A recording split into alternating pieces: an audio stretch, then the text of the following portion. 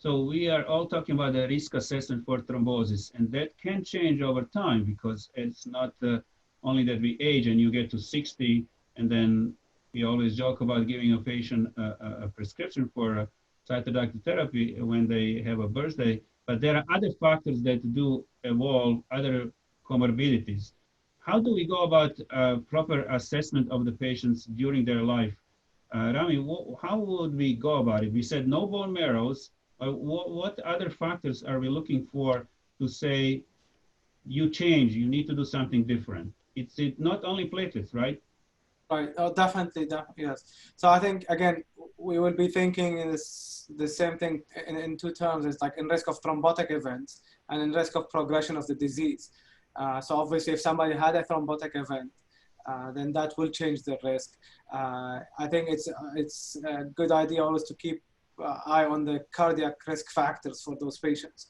And if there is anything changing there, the probably risk of arterial events is going to increase.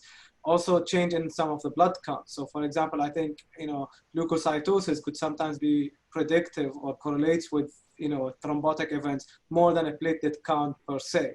So I would say from the risk of thrombotic events, those are the things I look at. If, patients obviously had a thrombotic event, if they are having any other cardiac risk factors, and if there is change in other blood count or inflammatory condition that could set thrombotic event.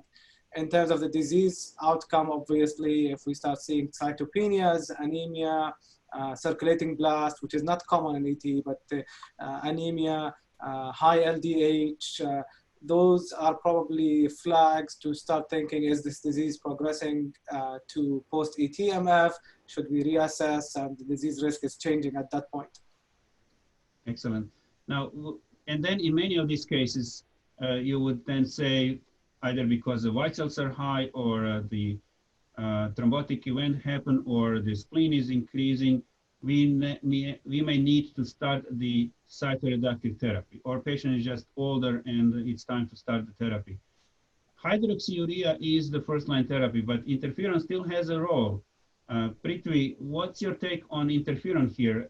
Unlike PV in ET guidelines, it says hydroxyurea first, interferon later on. Right. So as we were discussing earlier, I tend to reserve interferon for the younger patients who have obviously a much longer, much longer duration of therapy that lies ahead of them. But I put a lot of faith in the MPDRC trial that actually found no difference between hydroxyurea and interferon at 2 years. Frontline in PV or ET. So in general, I stick with hydroxyurea, but I do use interferon in my younger patients where you have more of a concern for the long-term toxicities of hydroxyurea. Andrew, how about the anagrelide? There are studies of anagrelide versus hydrea. Some show that hydrea might be better for some particular characteristics that happen in ET patients. Some others say it's about the same.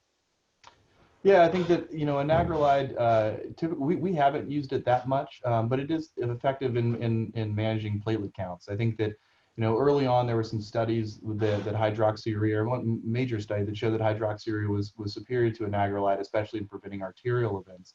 But there was a concern that potentially using different diagnostic criteria, that was enrolling a more high-risk patient population, and more recent studies suggested non-inferiority between the two. But I would say overall, hydroxyurea has more potential benefits of its use and is largely tolerated better than anagrelide. But certainly anagrelide can be considered as in some patients who are either not able to tolerate hydrea interferon, and it can reduce the platelet counts. And once we start the cytoreductive therapy, I think we all agree that we are not only looking at the control of the platelets, but white cells if they're elevated, the symptoms if they're present, and the spleen if they're present. And the goal of therapy has broadened to include multiple different factors, like in polycythemia vera. Once you perhaps control the platelets, but not the others, Rami, is there a time then to change, or you are satisfied with just control the platelets? How do you manage the need for a second therapy? Yeah, so that's definitely a very challenging question, because I really don't think that there is a good correlation between the platelet count, and we don't even know the goal that we should get the counts to. I don't think there is good correlation between the baseline or getting the counts controlled. But we all try to get the platelet count as normal as possible. I do pay attention to leukocytosis. I think that's an important element. And also, as we mentioned, if there is any change in terms of, the risk factors of the risk of thrombosis for those patients. But definitely platelet alone is not what I look at, because I really don't know what is a target even or a goal in those patients. So definitely leukocytosis is an element to look at, and obviously patient tolerability as well.